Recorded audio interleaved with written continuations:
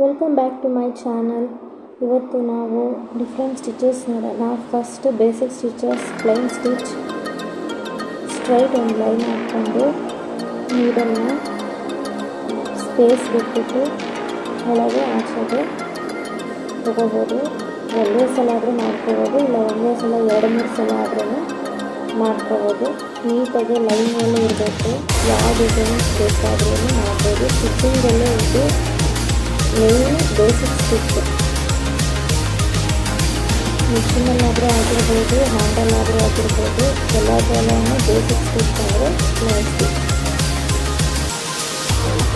ಇದು ಡಿಸೈನ್ಸ್ ಮಾಡೋಕ್ಕೆ, ಕ್ಲಾತ್ ಕಲಿಯೋಕ್ಕೆ ಎಲ್ಲದಕ್ಕೂ ಸ್ಟಿಚ್ನ ಯೂಸ್ ಮಾಡ್ತೀವಿ.